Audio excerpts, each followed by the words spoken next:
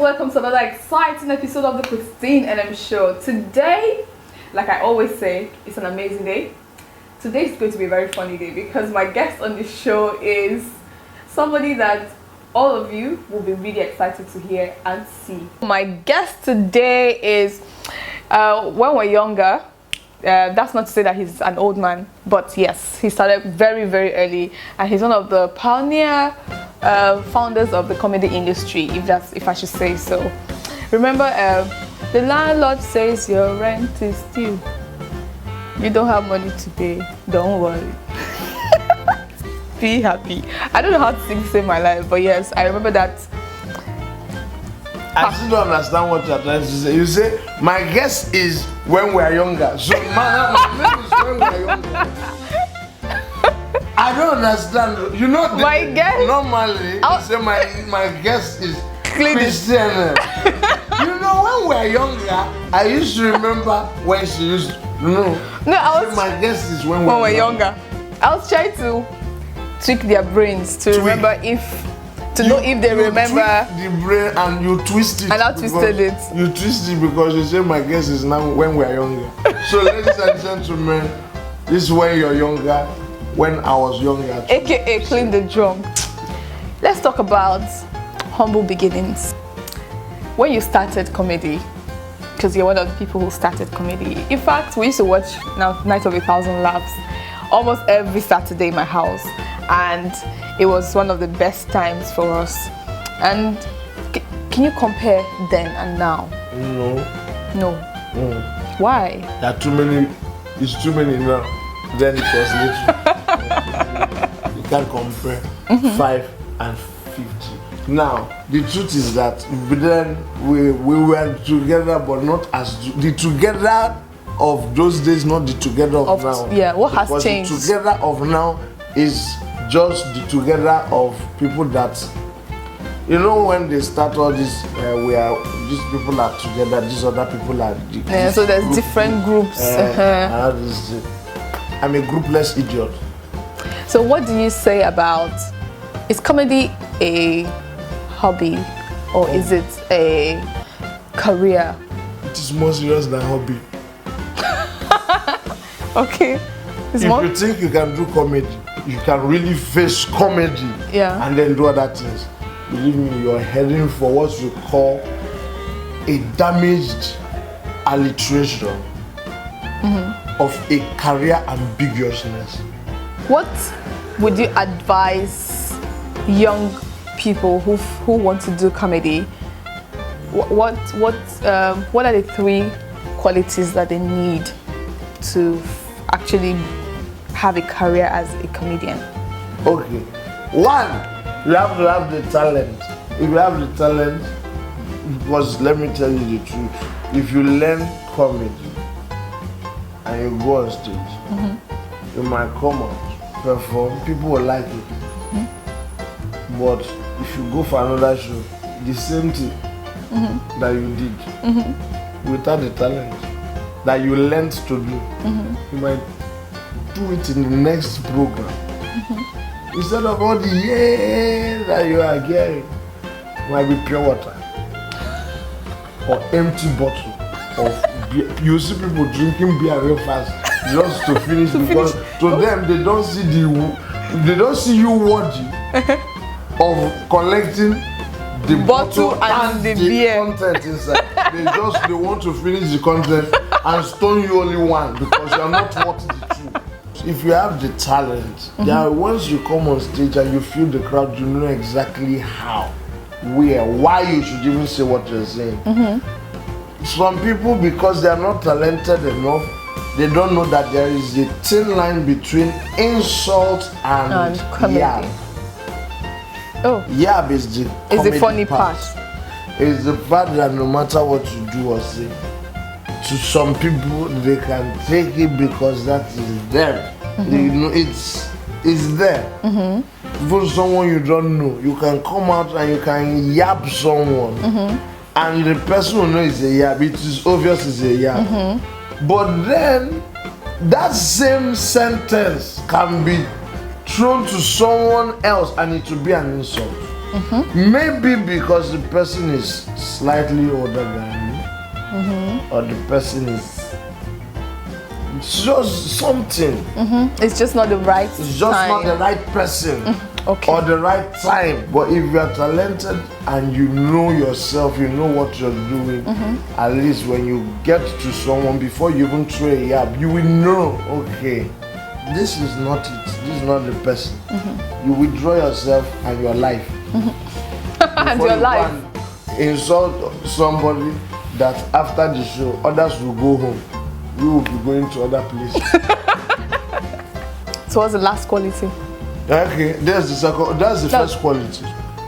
The first one is talent. Second one is okay. You're explaining the first one. Second, loquacity, quality. Thank you. Is you have to be original. Don't go and use people's jokes and then feel that you are making progress. You understand? Some comedians will go sit down, listen to other people talk. Jokes and stories that they hustle and struggle to get.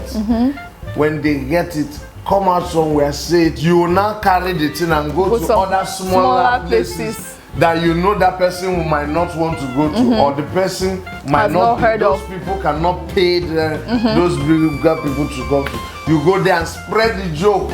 Talk it anyhow, even destroy even mess it up. And at the end of the day, when the major person comes out to talk, they'll say, it is this other person's joke. But because he's a bigger artist, he knows exactly how to turn it to sound better. It is wrong, because if your senior colleagues or your colleagues, even not even about being senior or junior, if your colleagues if your fellow people there look at you and have bad mind towards you, it will be very hard for you to progress. Okay. And third and foremost, four is the foremost. Third and third most. Be close to God. Okay. Because that will actually pull you away from all these things that enter a lot of people's head. Pride will not come in if you are close to God. You will not be doing drugs if you are close to drugs. To God. To God. You will not be. There are so many things that you will just be withdrawn from. Because you're close to God. Not withdraw, only withdraw. What's your worst experience ever in your career? I don't even know which one to bring out. So but there are the many. One that comes to my mind is not what I'm meant to be saying on TV. Because it had to do with a lot of my body parts. It was not an easy thing. Ladies and gentlemen, this part of this program is censored 18 years and above. It's not 25 and above, even though it happened to me when I was 16. It wasn't 16, I was a little bit older than 16. But I was still in school that time. My friend Baseman was doing a show called Roadblock. And the roadblock had to do with traffic lights, green, yellow, and red. Green meaning that you are free to flange with anybody. You don't have boyfriend, you don't have girlfriend. Yellow, you have someone, but it's not in the school, so you can still flex carefully. Red is that my boyfriend is probably the next person next to me, so if you come close, if you receive slap, you have yourself to okay. So we were doing that program, and then it's traffic jam. That's the name of this thing. Okay. So we were performing. We were dancing, oh my sweetie, my sugar. And why am I laughing? As they were dancing, people were not shouting.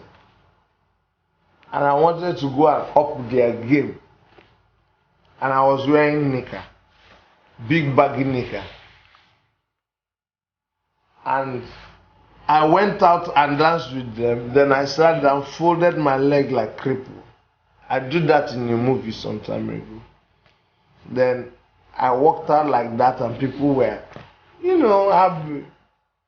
Next thing I danced with that and dance. Then the two guys in the dance group came, one held me here and lifted me up. And my leg was up like this. And the crowd went wild. They were like, yeah! I was happy.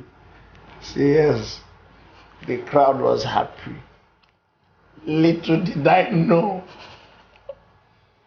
that because I was wearing baggy shorts and I lifted my leg and I was wearing baggy boxers, green color, my documents were being showcased in public. Each time I went up, documents were available. I bring my leg down. There was an enclosure. And I was going up and down, and I was waving my documents like Nigerian flag. Oh, and nobody told you. I noticed the crowd was like, hey, was shouting according to the open and close. I did not know. And then I finished, went backstage. I was hailing people. Hailing yourself. Did you hear that? They said, shut up. Yeah, you were just showcasing your whole documents to the whole school. And it was a school show. I was in IMT and I went to UNEC, University of Nigeria Enugu campus, to showcase my documents all the way from IMT Enugu. No wonder my popularity lasted for longer than that, even after I left school. You're still popular. My manhood lived on. I need to change the way I'm sitting. Okay, now. Ladies and gentlemen, we've come to the end of this. No, not yet. This program has come to an end. Not yet. My documents are part of the program already. My credentials. I'm sure my viewers, your fans, are having fun. Can you say they're having fun? They're having fun at now. My own expense. They're having fun. And my name is Mercy Ajisafe, aka on my London Toe Baddest. My all-time favorite quote, well, that is pretty easy. My all-time favorite quote has to be, "A prayer for the wild at heart, kept in cages." Now that is from Tennessee Williams, one of my favorite playwrights. The best advice I've ever received? Ooh. Always believe in yourself, because no one else will. And that's probably the best advice I've ever received. Oh, and always cold vex money. That one was also very good advice. So yeah, you don't hear, I don't talk more, and I don't hear, oh, hold your vex money, oh. Alright, what's up, people? My name is Angel. I'm a stylist. Keep watching Krystn Enem show. Okay, guys. Klint the drunk is actually, I think that was the funniest and most difficult interview I've done, simply because I just kept laughing, trying to be professional. Well, I hope you had a great time on the show today. I had an amazing time, and remember that success happens when opportunity meets preparedness. Thank you for watching today. God bless you. God bless Africa. Bye.